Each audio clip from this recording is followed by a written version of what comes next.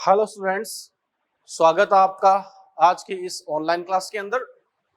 हम बच्चों अपनी बात कर रहे थे मॉलिक्यूलर बायोलॉजी के अंदर, और मॉलिक्यूलर बायोलॉजी के अंदर हमने बात की थी कि जो अनुलेखन है, जो ट्रांसक्रिप्शन है, उसका मीनिंग क्या है। तो हमने कहा था कि ट्रांसक्रिप्शन का मतलब होता है डीएनए से आरएनए का बनना, इसको हम लोग बोलते हैं ट्रांसक्रिप्शन, इसको हम लोग बोलते हैं अनुलेखन। एंड ट्रांसक्रिप्शन की बात को हम चलिए आगे बढ़ाते हैं। ट्रांसक्रिप्शन,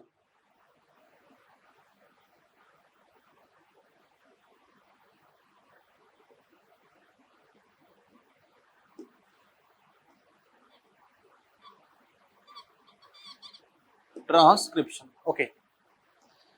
अब देखो बच्चों, ट्रांसक्रिप्शन यहां पर क्या है, तो उसके बारे में हमने बात की थी कि डीएनए से आरएनए का बनना। अच्छा बच्चों, ट्रांसक्रिप्शन का मतलब क्या है, अगर आप हिंदी में बात करें, इसके हम लोग बोलते हैं अनुलेखन। यह है अनुलेखन,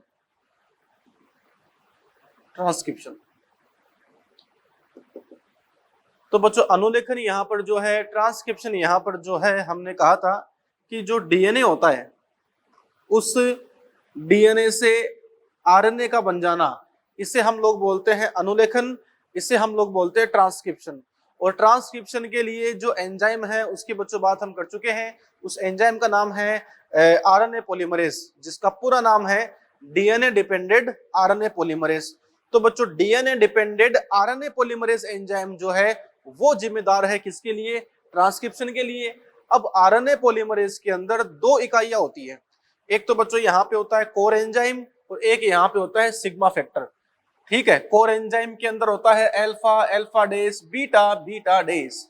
ये सब जो बच्चों बातें हैं हम लोग कर चुके हैं। चलिए अब हम बात को आगे बढ़ाते हैं, बात करते हैं अनुलेखन की मैकेनिज्म।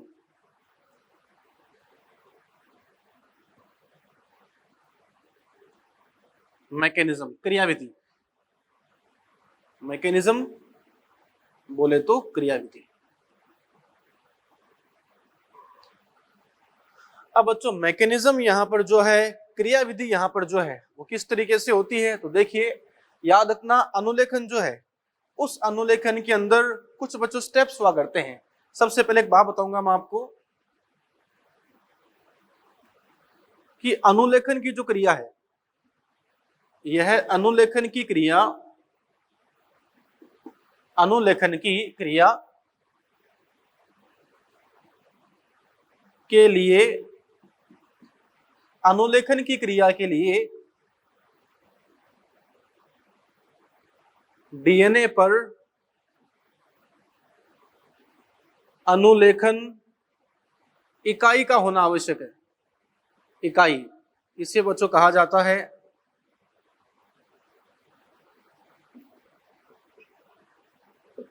Transcription unit.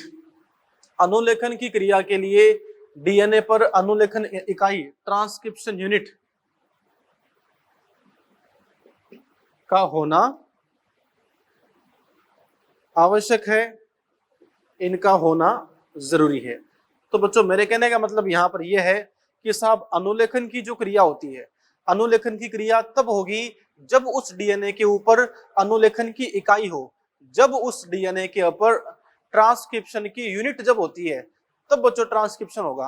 अब आपको ये बात जानना बहुत जरूरी है कि अनुलेखन के लिए अनुलेखन की इकाई की आवश्यकता होती है, लेकिन अनुलेखन की इकाई क्या होती है, what is the meaning of transcription unit. देखिए तो अपन यहां पे कह सकते हैं, जैसे मान लो बच्चों ये यहाँ पे डीएनए है, सपोज ये बच्चों यहाँ पर क्या है, DNA. Just example, this is DNA. DNA में दो चेन है और दोनों चेन होती है एंटी पैरेलल, मतलब अगर ये 5 डेज है तो ये होती है 3 डेज, और ये 3 डेज होगी तो फिर ये हो जाएगी अपने 5 डेज। तो साहब ये यहाँ पे डीएनए है।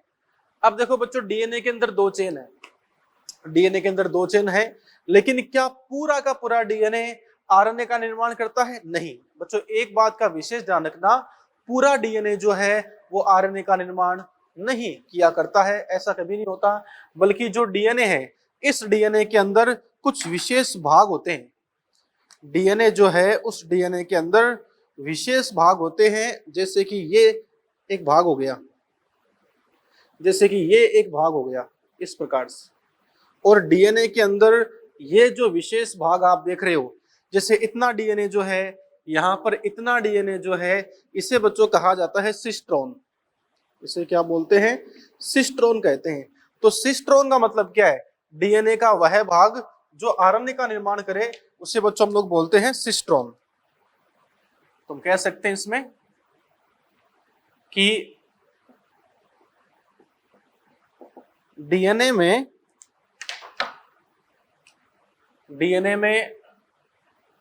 वह भाग डीएनए में वह भाग जो आरएनए का निर्माण करे, जो आरएनए का निर्माण करे, उसे सिस्ट्रोन कहते हैं। उसे सिस्ट्रोन कहते हैं। अर्थात डीएनए का वो भाग जो आरएनए का निर्माण करे, उसे हम लोग बच्चों क्या बोलते हैं? उसे हम लोग बोलते हैं सिस्ट्रोन। तो सिस्ट्रोन क्या है? डीएनए का वह भाग जो आरएनए का निर्माण करे, उसे प्यारे बच्चों हम लोग सिस्ट्रोन कहते हैं, है ना। अब आगे बड़े ध्यान से आप देखिएगा। जैसे मान लो साहब ये डीएनए है, ये बच्चों यहाँ पर क्या इस प्रकार से डीएनए है ना, ये वो डीएनए हो गया।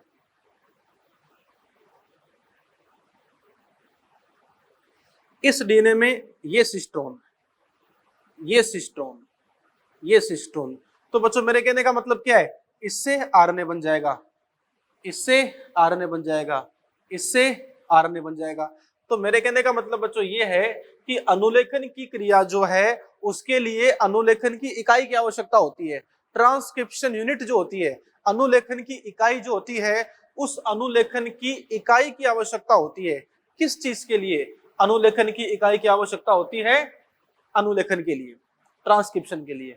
बात की भावनाओं को समझना। अब इसके बाद में अनुलेखन के लिए अनुलेखन की इकाई की आवश्यकता होती है।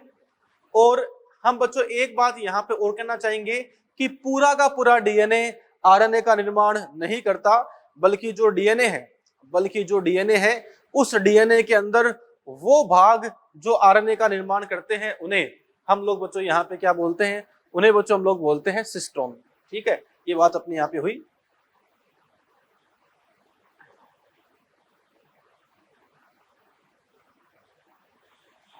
आगे सुनो। तो बच्चों सिस्ट्रोन का मतलब क्या है? हम यहाँ पे कह सकते हैं डीएनए का वह भाग जो आरएनए का निर्माण करे, जो आरएनए का निर्माण करे, उसे प्यारे बच्चों हम लोग सिस्ट्रोन कहते हैं। उसे हम लोग क्या बोलते हैं? सिस्ट्रोन बोलते हैं। आगे बात करें। जैसे एक बात बच्चों बताना चाहूंगा मैं आपको, ये एक डीएनए है मान लो बच्चों, जस्ट एग्जांपल, ये यहाँ पे डीएनए, ये डीएनए के अंदर 2 श्रृंखला है। ये बच्चों यहाँ पे 3 डेज, ये 5 डेज, ये यहाँ पे है 5 डेज, और ये बच्चों यहाँ पर क्या है? 3 डेज। सुनिए बड़े ध्यान से बच्चों, होगा यहाँ पर क्या कि मतलब ये आपके पास डीएनए है, और मान लो बच्चों इस डीएनए के अंदर आरएनए का निर्माण होगा। तो मैंने क्या बताया आपको कि आरएनए के निर्माण के लिए आपको अनुलेखन इकाई की आवश्यकता है। अनुलेखन इकाई जो होती है वो जरूरी होती है आरएनए के निर्माण के लिए, है ना। तो देखना बच्चों, ये यहाँ पे डीएनए है, और इस डीएनए के अंदर ये है बच्चों अनुलेखन की इकाई। सुनना बड़े ध्यान से।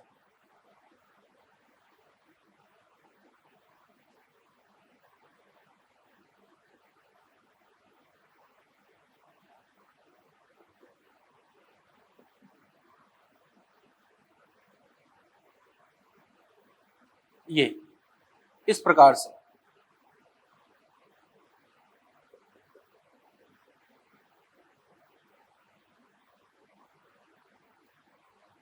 ये बच्चों यहाँ पर क्या है, अनुलेखन की इकाई है।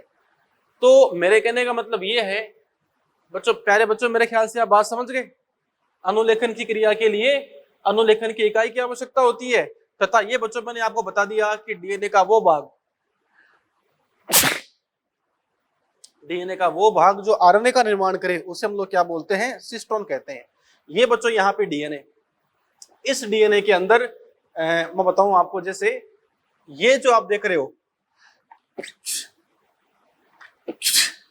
इसे बच्चों हम लोग बोलते हैं promoter. What is this? This is promoter. तो प्रमोटर जो है वो यहाँ पर क्या है, प्रमोटर जो बच्चों यहाँ पर होता है वो यहाँ पर एक ऐसी स्ट्रक्चर है जो इस प्रकार से मैंने यहाँ पे लिखी है। ये बच्चों यहाँ पे प्रमोटर है। प्रमोटर का काम होता है आरएनए के निर्माण को शुरू करना। तो आरएनए के निर्माण को शुरू करना ये काम किसका है, प्रमोटर का। एंड ये जो बच्चों आप यहाँ पर देख रहे हो इसे कहा जाता है टर्मिनेटर।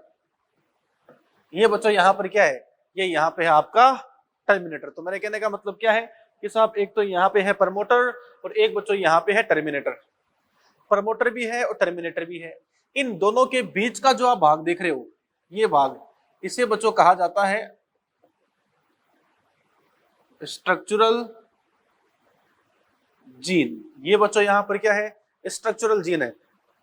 सुनना बड़े ध्यान से, ये बच्चों डीएनए इतना नहीं है, ये डीएनए बहुत लंबा है और इस बहुत लंबे डीएनए में ये प्रमोटर यहाँ आरएनए का निर्माण शुरू होगा, ये स्ट्रक्चरल जीन यहाँ आरएनए बनता रहेगा और टर्मिनेटर यहाँ आरएनए का निर्माण रुक जाएगा।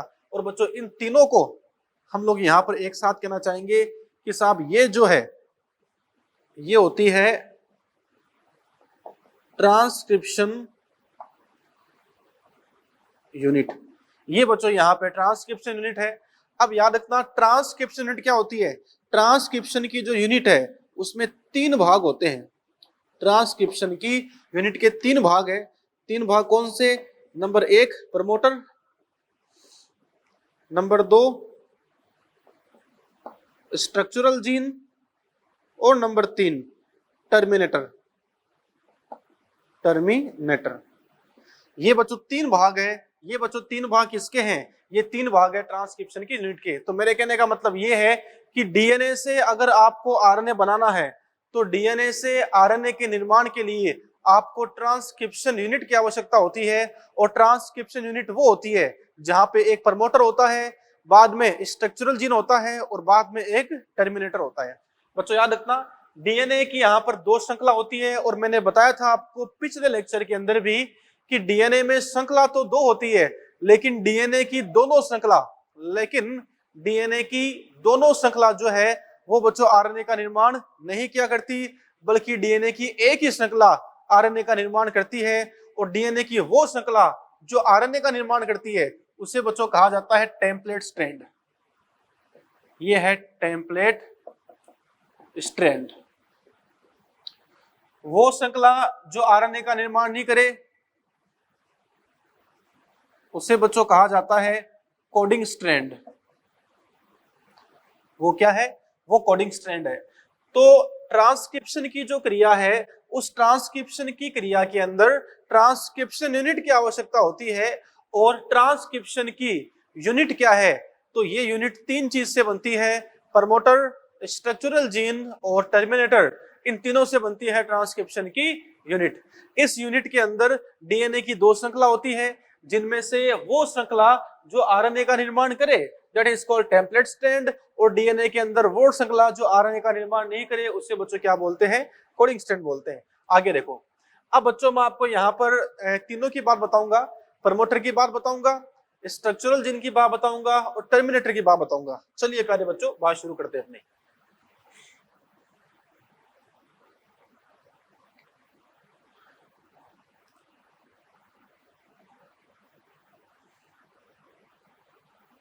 ओके, हाँ जी, मामला शुरू करते हैं। सबसे पहले बात अपन कुछ इस प्रकार से करेंगे। Number 1 promoter.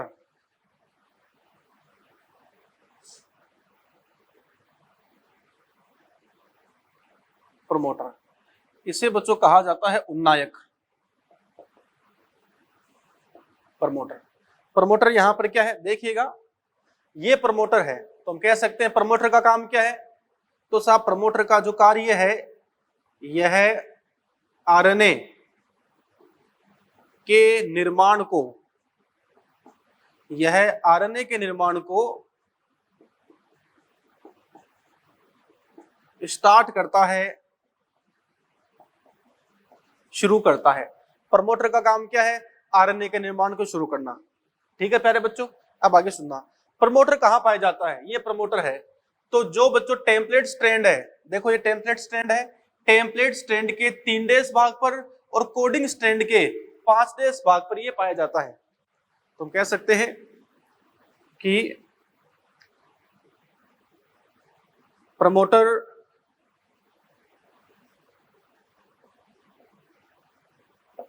टेम्पलेट स्ट्रैंड के कौन सा भाग, 3' व कोडिंग स्ट्रैंड के 5'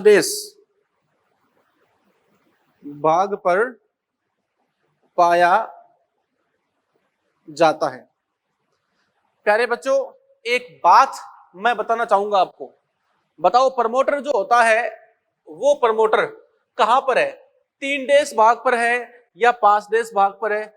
तो आप सोचोगे कि इसे प्रमोटर टेम्पलेट के तो 3' भाग पर है और जो कोडिंग स्ट्रैंड है उसके 5' भाग पर लिखा भी आपने। सुनो ये तो ठीक है, लेकिन बच्चों अगर आपको ऐसे बोल दे कि प्रमोटर कहां पाया जाता है, प्रमोटर कहां पाया जाता है, डीएनए के 5 सिरे पर या डीएनए के 3 सिरे पर, मतलब आपको उसमें ये नहीं बताया गया कि प्रमोटर टेम्पलेट के 5 पर है या फिर कोडिंग के 5 पर है, आपको ये नहीं बताया गया। तो बच्चों याद रखना, अगर कुछ नहीं लिखा जाए और इतना बोल दे कि प्रमोटर कहां पर है, डीएनए के 5 भाग पर है या डीएनए के 3 भाग पर है, तो हमेशा याद रखना कुछ नहीं कहा जाए तो हम उत्तर देते हैं कोडिंग स्ट्रैंड के आधार पर, कुछ नहीं कहा जाए तो उत्तर देंगे कोडिंग स्ट्रैंड के आधार पर। तो बताओ प्रमोटर कहां पर है, प्रमोटर कहां पर है, डीएनए के 3 भाग पर या 5 भाग पर? कुछ नहीं कहा गया, न तो टेम्पलेट स्ट्रैंड का नाम लिया गया न कोडिंग स्ट्रैंड का नाम लिया गया, तो आपको बताना है कोडिंग स्ट्रैंड के हिसाब से कि साहब प्रमोटर कहां पर है, 5 भाग पर है।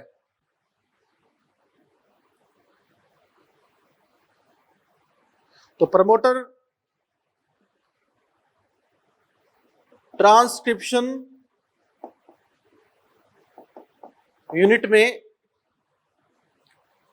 अपस्ट्रीम, अपस्ट्रीम का मतलब होता है 5 अपस्ट्रीम भाग पर होता है। तो बच्चों याद रखना कुछ नहीं कहा जाए तो हम किस बेस पर मानते हैं, कोडिंग स्ट्रैंड के बेस पर मानते हैं। ठीक है, ये बच्चों यहाँ पे प्रमोटर है। अब प्रमोटर के ऊपर आरएनए पॉलीमरेज जुड़ता है, वो बात मैं पढ़ाऊंगा आपको पूरी मैकेनिज्म के अंदर, अभी सिर्फ मैं आपको बता रहा हूं ट्रांसक्रिप्शन यूनिट की संरचना। आगे चलते हैं, प्रमोटर के बाद में स्ट्रक्चरल जीन। ओके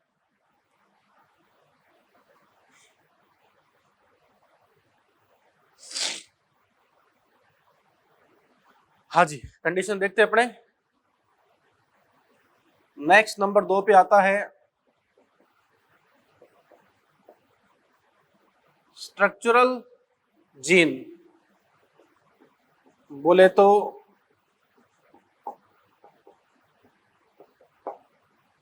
संरचनात्मक gene, structural gene, structural gene, संरचनात्मक जीन। देखो बच्चों स्ट्रक्चरल जीन जो है, संरचनात्मक जीन जो है, उसमें हम यहां पे कह सकते हैं कि आरएनए का निर्माण तो यहां शुरू हो जाएगा, लेकिन बच्चों अब वो आरएनए यहाँ पे लंबा होता जाएगा, अर्थात आरएनए का जो दीर्घीकरण है वो इस जीन के द्वारा होता है। तो हम कह सकते हैं आरएनए का दीर्घीकरण इसी क्षेत्र के द्वारा, इसी क्षेत्र के द्वारा होता है। आरएनए का दीर्घीकरण इसी क्षेत्र के द्वारा होता है। ये प्यारे बच्चों यहां पर क्या है, कंडीशन है। आगे चले, नेक्स्ट नंबर 3, ये बच्चों यहां पे आता है टर्मिनेटर जीन। टर्मिनेटर जीन, इसे बच्चों कहा जाता है समापक। क्या बोलते हैं इसको? इसको बोलते हैं समापक। टर्मिनेटर जीन, समापक। ओके, टर्मिनेटर जीन कहां पाया जाता है भाई? ये बच्चों पाया जाता है, वही बात, इसका काम क्या है? आरएनए के निर्माण को बंद कर देना। ये टेम्पलेट के तो 5' भाग पर है, कोडिंग स्ट्रैंड के 3' भाग पर है, और कुछ नहीं कहा जाए तो बताओ 5' पे कहोगे 3' पे कहोगे? कुछ नहीं कहा जाए तो कोडिंग के हिसाब से आंसर जाता है, अर्थात 3' भाग पर है। 3' को बोलते हैं डाउनस्ट्रीम। तो हम कह सकते हैं यह आरएनए निर्माण को रोकता है, यह टेम्पलेट स्ट्रैंड के 3' भाग पर वह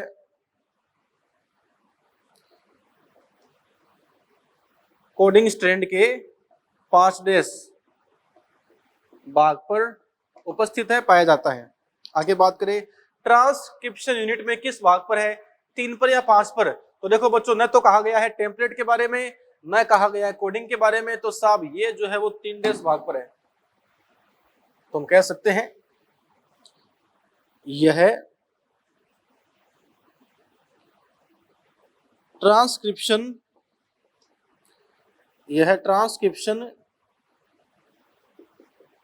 यूनिट के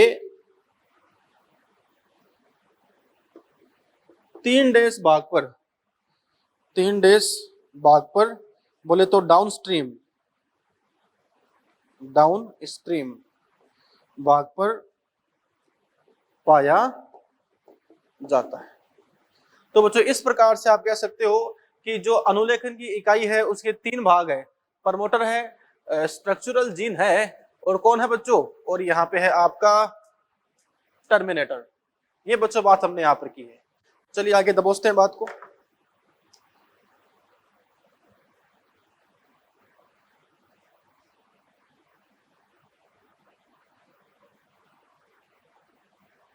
देख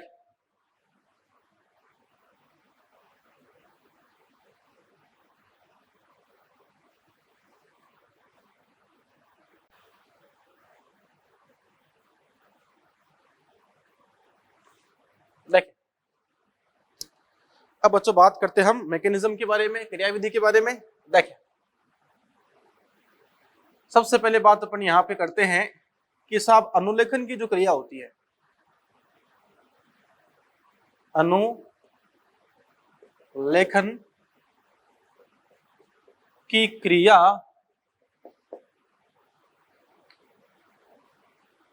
निम्न पदों में संपन्न होती है। निम्न पदों में संपन्न हुआ करती है। अब ये बच्चों निम्न पद यहाँ पे कौन से हैं? आइए करते हैं इसके बारे में चर्चा। नंबर 1, ये बच्चों यहां पर है activation of nucleotides. Activation of nucleotides, पहला पद बच्चों यहां पे हो गया आपके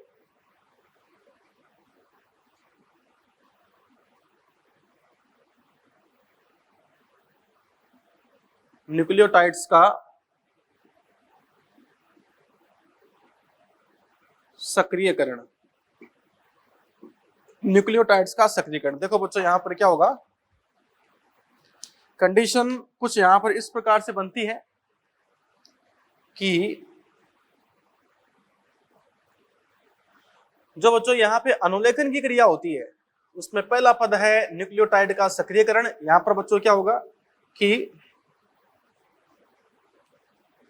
बच्चों आरएनए का निर्माण जो है वो जिन न्यूक्लियोटाइड से होता है वो कौन से हैं? आइए देखते हैं। बच्चों आरएनए के अंदर आप कह सकते हैं 4 न्यूक्लियोटाइड्स प्रेजेंट होते हैं। जो आरएनए है उस आरएनए के अंदर 4 न्यूक्लियोटाइड पाए जाते हैं। ठीक है। और बच्चों ये जो डीएनए से आरएनए का बनना है ये कहां पर होता है? केंद्रक में होता है। तो केंद्रक में जो न्यूक्लियोटाइड है वो मोनोफॉस्फेट के रूप में होते हैं। हम यहां पे कह सकते हैं कि न्यूक्लियोटाइड्स जो है वो कहां पर होते हैं? इन न्यूक्लियोप्लाज्म, अर्थात जो केंद्रक द्रव्य है उस केंद्रक द्रव्य के अंदर न्यूक्लियोटाइड जो वो पाए जाते हैं तथा ये किस रूप में होते हैं? इन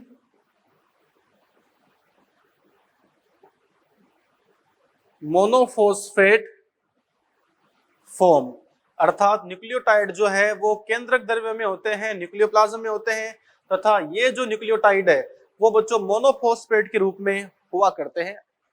अब सबसे पहले क्या होगा, यहाँ पर जो न्यूक्लियोटाइड मोनोफॉस्फेट के फॉर्म में है वो बच्चों सक्रिय होंगे। जैसे आप कह सकते हो यहाँ पे होगा, ये लो, एडिनोसिन मोनोफॉस्फेट। ये बच्चों यहां पर है एडिनोसिन मोनोफॉस्फेट। ये बच्चों क्या करता है? फॉस्फेट के साथ क्रिया करता है, बन जाता है एडिनोसिन ट्राइफॉस्फेट। तो बच्चों कहने का मतलब क्या है? ये जो एएमपी है वो 2 फॉस्फेट के साथ जुड़ता है, एडिनोसिन मोनोफॉस्फेट 2 फॉस्फेट के साथ जुड़ता है जिससे एडिनोसिन ट्राइफॉस्फेट बन जाता है। इसके अलावा ग्वानोसिन मोनोफॉस्फेट, बच्चों ग्वानोसिन मोनोफॉस्फेट ये भी 2 फॉस्फेट के साथ क्रिया करता है और ग्वानोसिन ट्राइफॉस्फेट के अंदर बदल जाता है। साइटिडीन मोनोफॉस्फेट जो है यह भी 2 फॉस्फेट के साथ क्रिया करता है और साइटिडीन ट्राइफॉस्फेट का निर्माण ये कर लेता है। ये बच्चों यहाँ पे कंडीशन है। इसके बाद में आप यहाँ पे कह सकते हो थायमिन बच्चों इसमें होगा नहीं आरएनए में, आरएनए में तो यूरिसिल होता है। तो यूरिडीन मोनोफॉस्फेट जो है ये बच्चों 2 फॉस्फेट के साथ क्रिया कर लेता है तथा यूरिडीन ट्राइफॉस्फेट का निर्माण कर लेता है। तो देखो बच्चों इस प्रकार से ये यहाँ पर वो न्यूक्लियोटाइड है जो मोनोफॉस्फेट के रूप में है, बच्चों बदल किस में गए हैं? ट्राइफॉस्फेट के रूप में। तो हम यहाँ पे कह सकते हैं कि यहाँ पर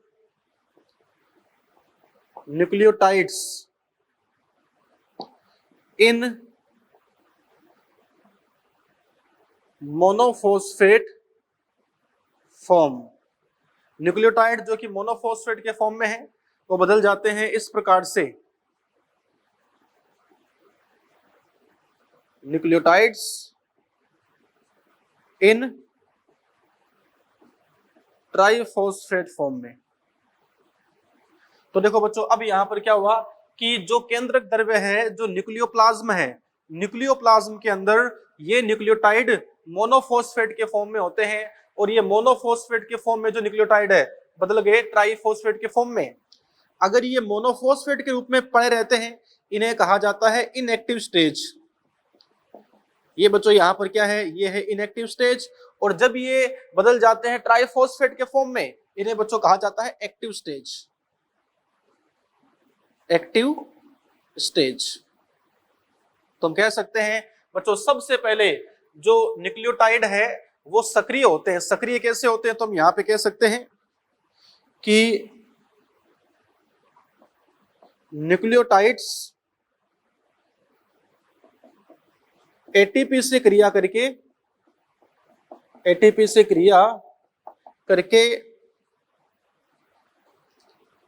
सक्रिय हो जाते हैं।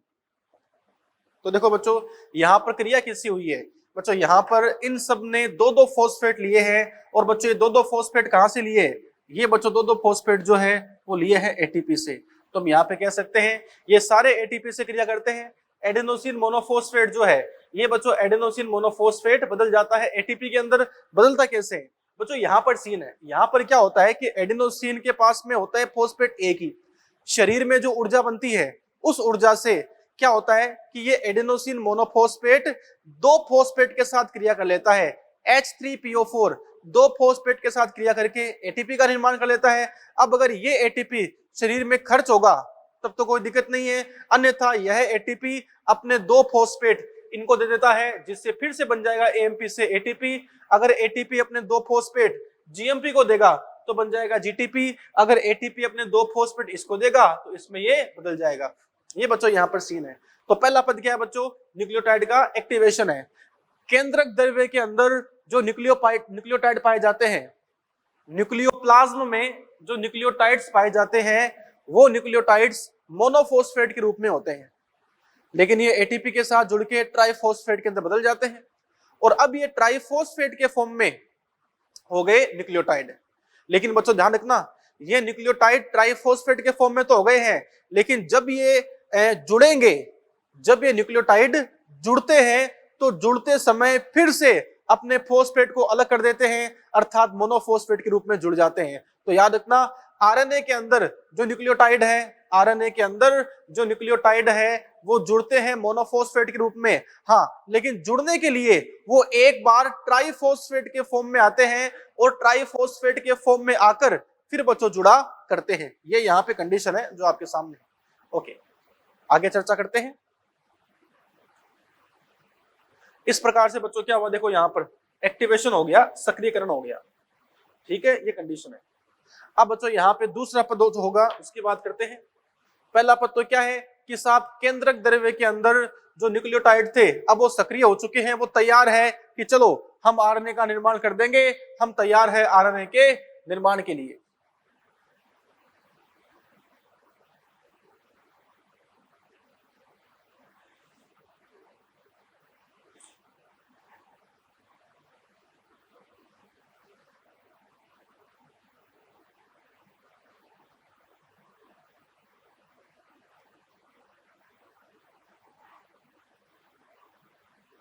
हाँ जी, आगे बात करते हैं।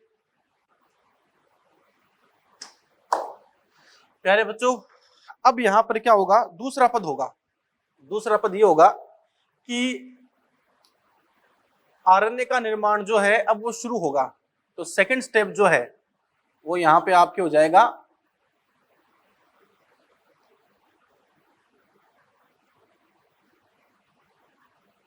Initiation of RNA formation. बोले तो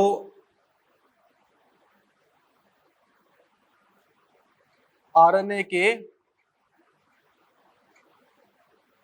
निर्माण का आरंभन, आरएनए के निर्माण का आरंभन, initiation of formation of RNA. हाँ जी, चलिए करते हैं बच्चों इसके बारे में चर्चा। देखिएगा अब बच्चों यहां पर क्या होगा, जैसे आप बात को समझने का प्रयास करना। अगर आप कंडीशन देखो यहां पर, तो जैसे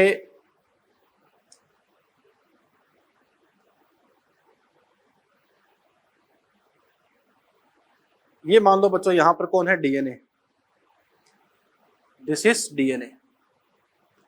डीएनए के अंदर ये बच्चों मान लो 3 डेज है, ये है 5 डेज, फिर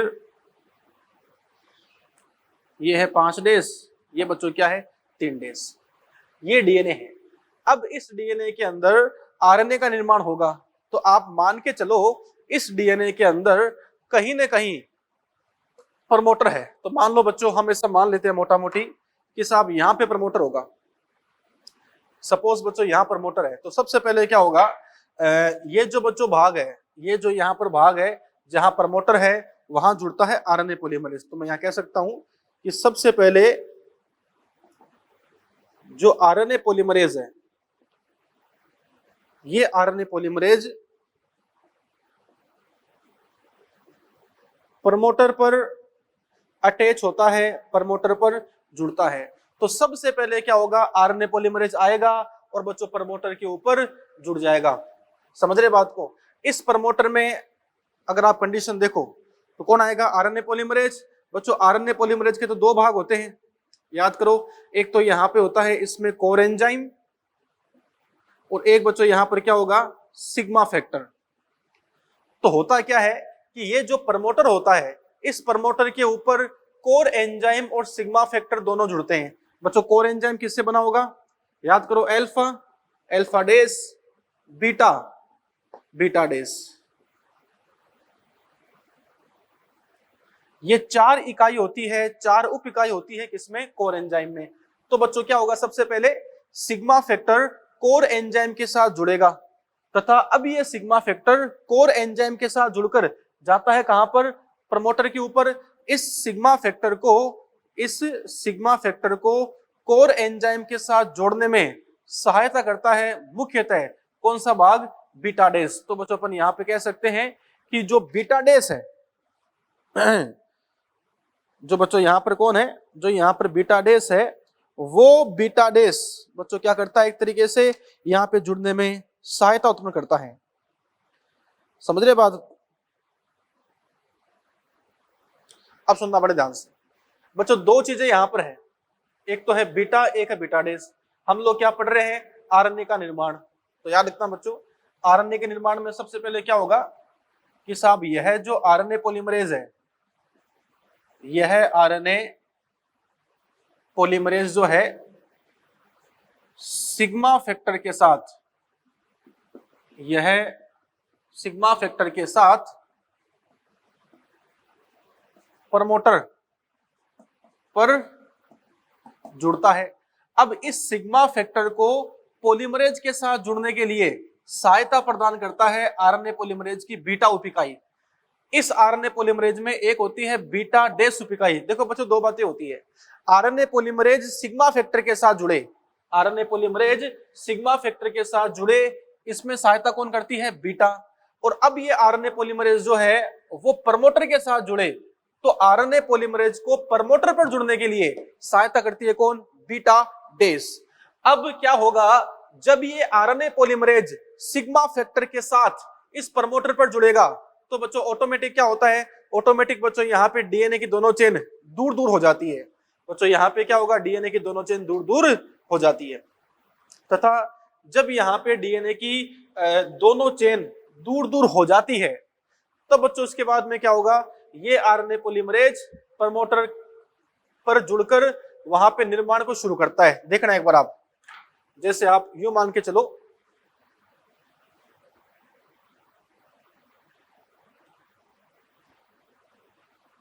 हाँ जी, ऐसे ये बच्चों प्रमोटर है,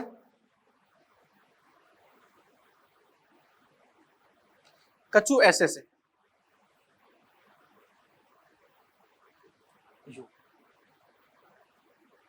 ये है मान लो 3 डेज, ये है 5 डेज, ये है 5 डेज, ये है 3 डेज। देखो बच्चों, ये यहाँ पे क्या था? प्रमोटर। ये यहाँ पे डीएनए की दोनों चेनें अलग अलग हो गई, बोथ स्ट्रैंड्स आर सेपरेटेड। ये यहाँ पे है, मैं मान लेता हूं टेम्पलेट स्ट्रैंड। ये बच्चों क्या है? टेम्पलेट स्ट्रैंड है। और ये जो आप देख रहे हो ये क्या है? This is coding strand. ये बच्चों यहाँ पे कौन है? कोडिंग स्ट्रैंड है। समझ रहे बात को? अब क्या होगा? ये जो आरएनए पॉलीमरेज है, यह आरएनए पॉलीमरेज सिग्मा फैक्टर के साथ, आरएनए पॉलीमरेज जो है यह आरएनए पॉलीमरेज सिग्मा फैक्टर के साथ जुड़ जाता है इस साइट के ऊपर। और ये साइट बच्चों यहां पर कौन है? प्रमोटर है। ये कौन है? प्रमोटर। तो कहने का मतलब क्या है कि आरएनए पॉलीमरेज जो होता है, ये बच्चों यहां पे कौन है? आरएनए पॉलीमरेज है। ये है आरएनए पॉलीमरेज। और देखो बच्चों, आरएनए पॉलीमरेज जो ना उसके साथ में कौन है? तो हम कह सकते हैं कि आरएनए पॉलीमरेज के साथ सिग्मा फैक्टर है। तो ये आरएनए पॉलीमरेज सिग्मा फैक्टर के साथ जुड़कर कहां जुड़ता है? प्रमोटर के ऊपर। और जैसे ही ये आरएनए पॉलीमरेज सिग्मा फैक्टर के साथ प्रमोटर पर जुड़ता है तो दोनों श्रृंखला अलग अलग हो जाती है। और बच्चों अब यहां से आप कह सकते हो कि जो आरएनए का निर्माण है वो बच्चों शुरू यहां पर हो जाता है। आरएनए का निर्माण शुरू हो जाता है। समझ रहे बात को? फिर मैंने आपको 2 बातें बताई है कि आरएनए पॉलीमरेज जो है ये जुड़ता है प्रमोटर के ऊपर। इसमें सहायता कौन करती है? बीटा डेस।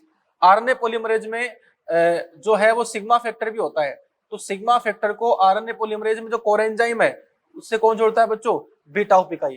तो तो आरएनए पॉलीमरेज के अंदर ये जो सिग्मा फैक्टर है ये आप कह सकते हो बीटा उप इकाई के द्वारा जुड़ जाता है, और बीटा डैश जो होती है उससे कहां जुड़ता है, प्रमोटर पे जुड़ जाता है। ये बच्चों यहाँ पे सीन है ऐसे। ये यहाँ पे हो गया आपके initiation of formation of RNA, अर्थात जो आरएनए का निर्माण है ये बच्चों यहाँ पे क्या हो गया, शुरू हो गया। समझ रहे बात को? ये बच्चों यहाँ पर क्या है, कंडीशन है। चलिए आगे देखते हैं। अब बच्चों इसके बाद में क्या होगा, आरएनए के निर्माण का आरंभन। यहाँ पे आपको क्या याद रखना है भाई, तो साहब यहाँ पे आपको याद करना है कि सर्वप्रथम आरएनए के निर्माण की शुरुआत के लिए प्रमोटर जिम्मेदार है।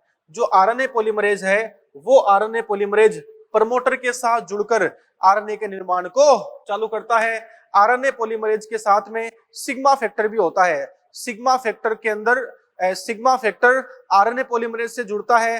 हालांकि आरएनए पॉलीमरेज के दो भाग है, एक तो मुख्य भाग और एक सिग्मा फैक्टर। आरएनए पॉलीमरेज का मुख्य भाग जो है उसमें alpha, alpha dash, beta, beta dash 4 उप इकाइयां होती है, और इस आरएनए पॉलीमरेज के मुख्य भाग से सिग्मा फैक्टर जुड़ता है बीटा उप इकाई के द्वारा। और अब ये आरएनए पॉलीमरेज सिग्मा फैक्टर के साथ कहां जुड़ता है, प्रमोटर पर, और प्रमोटर से जोड़ने के लिए यहाँ पे सहायता प्रदान करती है बीटा डैश उप इकाई। अब बच्चों यहाँ पर क्या होगा, आरएनए का निर्माण शुरू हो जाता है। तो देखो बच्चों यहाँ पे आप कह सकते हो कि डीएनए की दोनों श्रृंखलाओं को खोलने के लिए कौन जिम्मेदार है, ये सिग्मा फैक्टर, ये आरएनए पॉलीमरेज ही जिम्मेदार है। और ये इस साल आपके नीट 2020 में आया था, आरएनए पॉलीमरेज।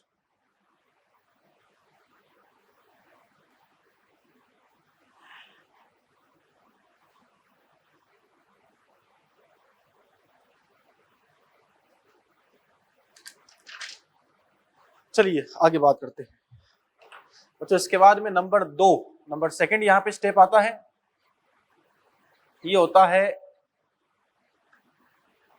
इलोंगेनेशन of RNA. ये बच्चों यहाँ पर क्या है, ये है इलोंगेनेशन ऑफ आरएनए। बोले तो आरएनए का दीर्घीकरण, इसका अगला स्टेप है आरएनए का दीर्घीकरण। चलिए अब देखते हैं इसमें क्या होगा। प्यारे बच्चों, आरएनए का जो दीर्घीकरण है, अगर आप वो कंडीशन यहां पर देखो तो हम कह सकते हैं कि आरएनए के निर्माण को शुरू करके, स्टार्ट करके सिग्मा फैक्टर जो है, यह सिग्मा फैक्टर आरएनए पॉलीमरेज से निकल जाता है। आरएनए पॉलीमरेज से निकलकर चला जाता है।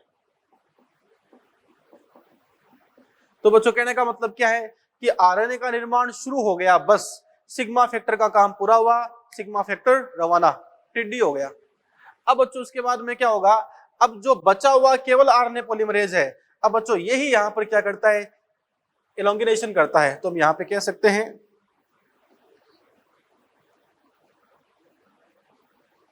सिग्मा फैक्टर के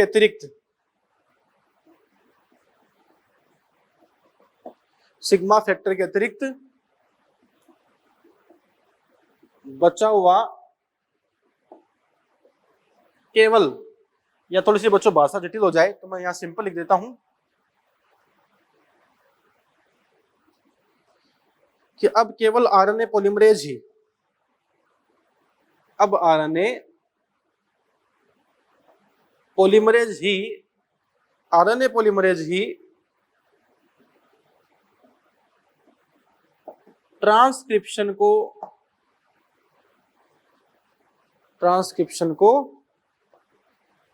कंटिन्यू करता है। अर्थात आप कह सकते हो दीर्घीकरण करता है। जैसे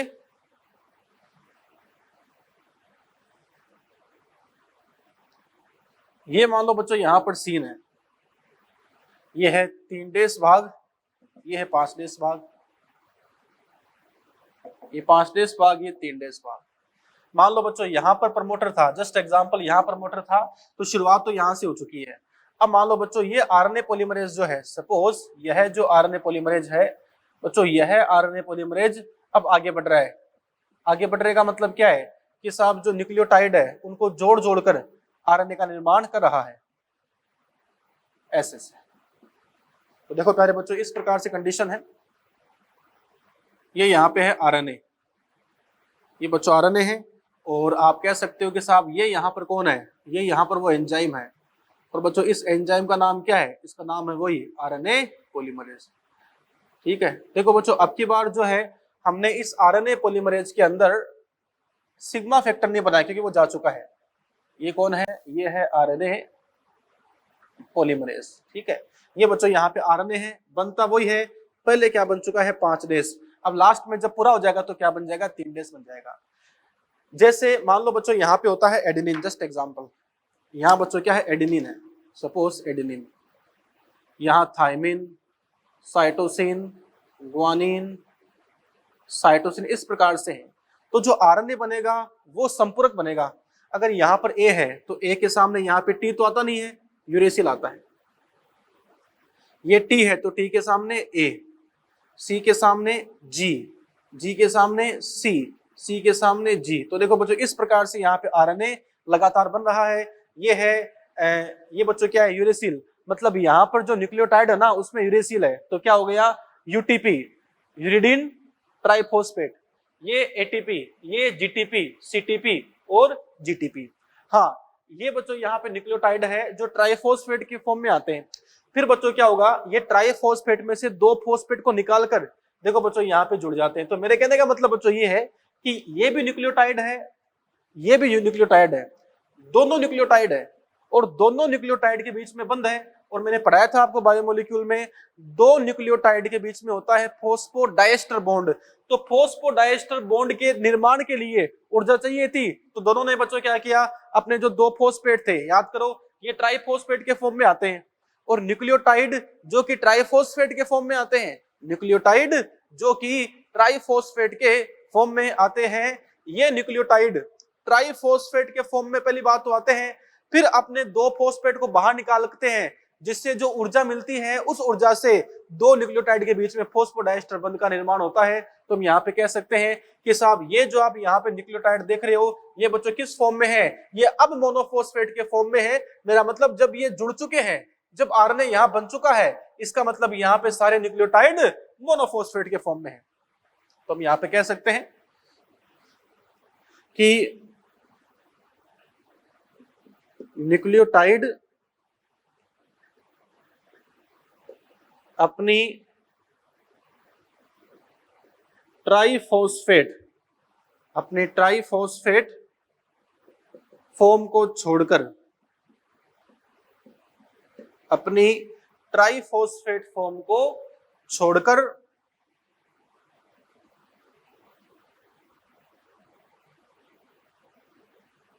मोनोफॉस्फेट फॉर्म में जुड़ जाते हैं। मोनोफॉस्फेट फॉर्म में जुड़ जाते हैं। वह जब यहां से 2 फॉस्फेट निकलते हैं, जब यहां से 2 फॉस्फेट निकलते हैं, तब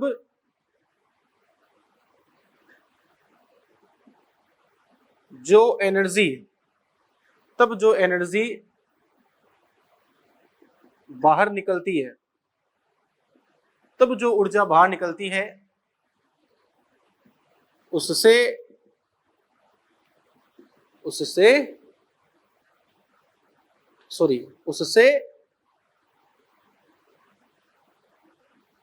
फॉस्फोडाइएस्टर बॉन्ड बन जाता है। वह आरएनए लॉन्ग हो जाता है, लंबा हो जाता है। तो बच्चों कहने का मतलब क्या है, जैसे मान लो यहाँ पर एडेनिन है, तो बच्चों ए के सामने डीएनए में तो आता है थाइमिन, आरएनए में क्या आएगा, यूरेसिल आएगा। तो मैं कह सकता हूं अब बच्चों ए के सामने यहाँ पर यूरेसिल आता है, तो यूरेसिल आता तो है यूटीपी के रूप में, पर यूटीपी में से बच्चों क्या होगा, 2 फॉस्फेट बाहर निकल जाते हैं और अब ये यूएमपी के रूप में जुड़ जाता है। फिर जो 2 फॉस्फेट बाहर निकले हैं उससे जो ऊर्जा बाहर निकली है वो काम आ जाएगी आपके यहाँ पे फॉस्फोडाइस्टर बॉन्ड के बच्चों निर्माण के लिए काम आ जाती है। ये यहाँ पे सीन है, याद रखना बच्चों। न्यूक्लियोटाइड जो जुड़ते हैं वो डीएनए के संपूरक होते हैं। बच्चों बात को समझने का प्रयास करना आप मेरी बात को। हम यहाँ पे कह सकते हैं ये न्यूक्लियोटाइड्स डीएनए के न्यूक्लियोटाइड्स के संपूरक होते हैं। संपूरक होते हैं, जैसे मान लो बच्चों ऐसे बता दिया आपको कि साहब ये डीएनए की दोनों चेन है ना, ये बच्चों 3 डेज से 5 डेज है, ये बच्चों यहाँ पे 5 डेज से 3 डेज है, 2 चेन है भाई। ये बच्चों यहाँ पे A T C G T है ना, तो डीएनए में ए के सामने टी, टी के सामने ए, सी के सामने जी, जी के सामने सी और टी के सामने ए। बच्चों डीएनए है उसकी 2 श्रृंखला है मान लो। अब मान लो बच्चों साहब ये तो कौन सी है, टेम्पलेट स्ट्रैंड, ये कौन है, कोडिंग स्ट्रैंड। बताओ आरएनए कौन बनाएगा, टेम्पलेट बनाएगा। तो बच्चों अब इससे आरएनए बनेगा, लेकिन अब जो इससे आरएनए बनेगा ना, तो ए के सामने क्या आएगा, यू, टी के सामने ए, सी के सामने जी, जी के सामने सी, टी के सामने। देखो बच्चों हमने क्या कहा कि जो टेम्पलेट स्ट्रैंड है, टेम्पलेट स्ट्रैंड का संपूरक हो गया, ए का यू, टी का ए, सी का जी, जी का सी, टी का ए। ठीक है बच्चों, तो कहने का मतलब क्या है कि बनने वाला आरएनए जो है वो टेम्पलेट स्ट्रैंड का संपूरक है, उसका कॉम्प्लीमेंट्री है। लेकिन देखो प्यारे बच्चों, जो कोडिंग स्ट्रैंड है यहाँ पे टी, तो टी की जगह यू, ए का ए, जी का जी, सी का सी, ए का ए। अर्थात कहने का मतलब मेरा ये है कि नया जो आरएनए बनता है, नया जो बच्चों यहाँ पे आरएनए बनता है, ये नया आरएनए टेम्पलेट स्ट्रैंड का तो संपूरक होता है, लेकिन जो कोडिंग स्ट्रैंड है बच्चों वैसा ही होता है। बस कोडिंग स्ट्रैंड में जहां पे थाइमिन होता है वहां आरएनए के अंदर यूरिसिल हो जाएगा। समझ रहे बात को। तुम यहाँ पे कह सकते हैं बच्चों, एग्जाम में बहुत बार होता है जब आपको क्वेश्चन देगा कि साहब आरएनए निर्माण के अंदर अगर ये सीक्वेंस टेम्पलेट स्ट्रैंड की है तो बताओ कोडिंग स्ट्रैंड की सीक्वेंस क्या है, बताओ आरएनए की सीक्वेंस क्या है। या मान लो बच्चों कोडिंग का दे दिया, आपको इन दोनों का पूछ लिया, तो आप आराम से बता सकते हो। ये बच्चों यहाँ पे डीएनए की दोनों चेन है, तो डीएनए की दोनों चेन आपस में क्या है, संपूरक है। फिर टेम्पलेट और आरएनए ये संपूरक है, लेकिन जो बच्चों यहाँ पे आरएनए और कोडिंग है ये संपूरक नहीं है, ये लगभग समान है। लगभग समान क्यों है कि बस यहाँ पे जहां पे कोडिंग में थाइमिन है बच्चों यहाँ पे यूरिसिल आ जाएगा। तो देखो यहाँ पे लगभग समान है। अगर आपको मैं क्वेश्चन दूं तो बच्चों यहां पर ऐसे क्वेश्चन आ सकता है कि कोडिंग स्ट्रैंड जो है वो 3 डेज से 5 डेज ए टी सी और जी है। तो बताओ फिर यहां पर एक तो टेम्पलेट स्ट्रैंड क्या है, एक तो बताओ टेम्पलेट स्ट्रैंड, और एक बताओ आरएनए का। इससे टिपिकल क्वेश्चन नहीं बन सकता। यहां पर देखो जैसे क्या दिया है, कोडिंग, कोडिंग दिया है 3 से 5 है ना, लेकिन बच्चों कोडिंग होती कैसे है, होती 5 से 3 है। तो सबसे पहले तो आपको इस कोडिंग को सही करना पड़ेगा। ये 3 से 5 है ना, आपको यहाँ पे कोडिंग कैसे चाहिए होती है, 5 से 3 चाहिए होती है। तो कर दो 5 से 3, ये 5 से 3 कर दो। तो पहले क्या हो गया, जी, फिर सी, फिर टी, फिर ए। ये लो साहब, इधर 5 डेज, इधर क्या हो गया 3 डेज। ये तो क्या होगी, कोडिंग सही होगी। अब बताओ टेम्पलेट क्या है, तो टेम्पलेट बच्चों क्या होगा, ये 5 डेज, यहाँ पे 3 डेज, ये लो साहब 3 डेज। फिर 5 के सामने 3 आ गया। देखो बच्चों 5 के सामने टी, अरे भाई टेम्पलेट बता रहा हूं मैं, तो कोडिंग के सामने टेम्पलेट, 5 के सामने 3, 5 के सामने 3, जी के सामने सी, सी के सामने जी, टी के सामने ए, और ए के सामने टी। ये बच्चों यहाँ पे आपका आ गया 5 डेज। कौन सा, टेम्पलेट स्ट्रैंड आ गया। अब बताओ आरएनए कैसा बनता है, तो आरएनए बनेगा टेम्पलेट के अनुसार, यहाँ 3 डेज तो आरएनए में 5 डेज, सी के सामने जी, जी के सामने सी, ए के सामने यू, टी के सामने ए, 3 डेज। ये बच्चों यहाँ पे आरएनए की सीक्वेंस हो गई।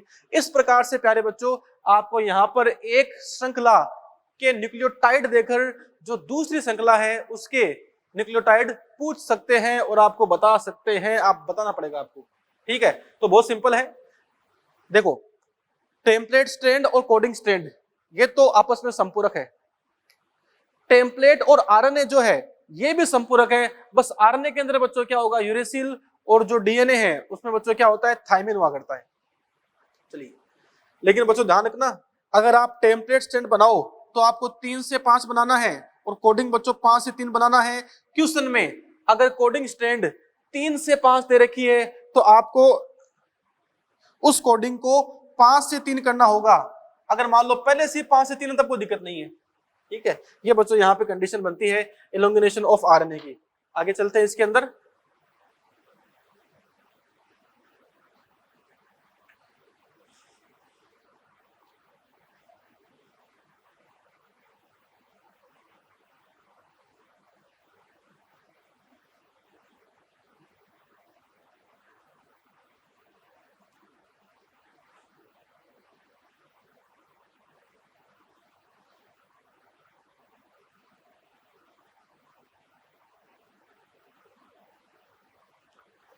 हाँ जी, आगे चर्चा करते हैं।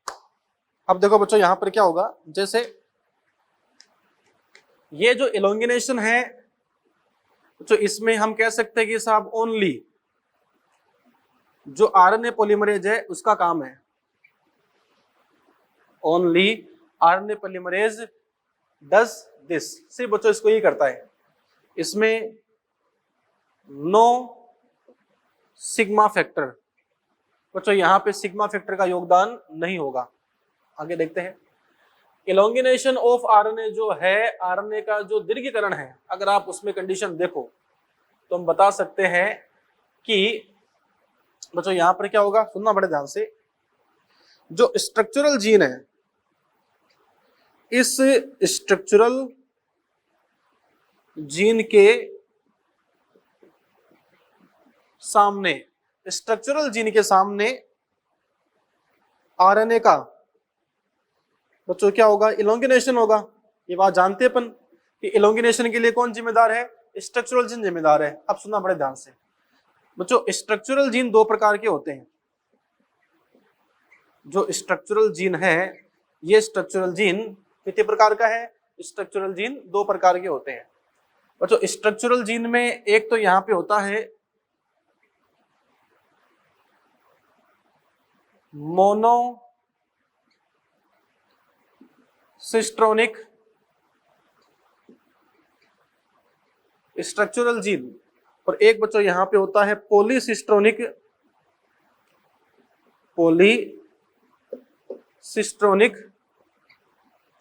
Structural gene. तो बच्चों स्ट्रक्चरल जीन 2 प्रकार का है, एक तो है मोनोसिस्ट्रोनिक और एक बच्चों यहाँ पे क्या है, पॉलीसिस्ट्रोनिक है।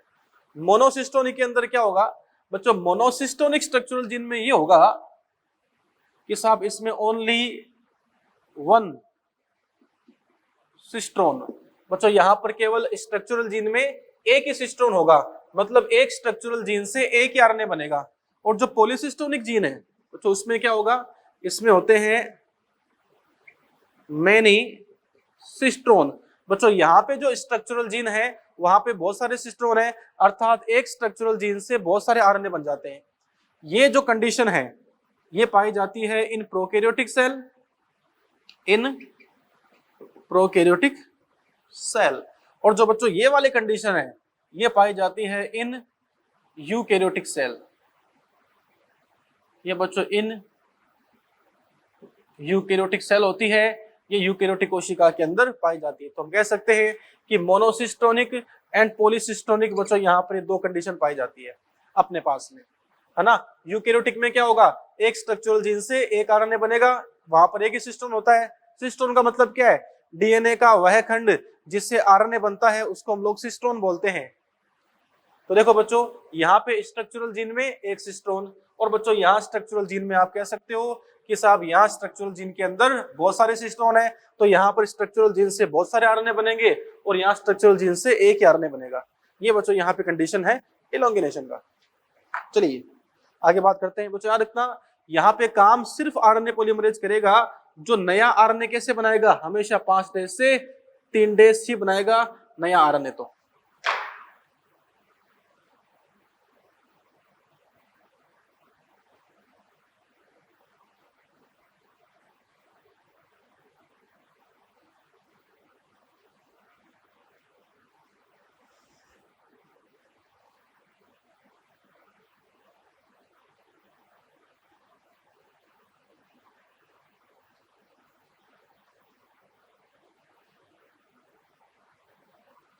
ओके, आगे बात करते हैं नंबर 4। नंबर 4 जो बच्चों यहां पर है, इसे हम लोग कहते हैं टर्मिनेशन, समापन। Termination of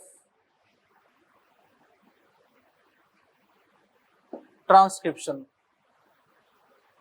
termination of transcription बोले तो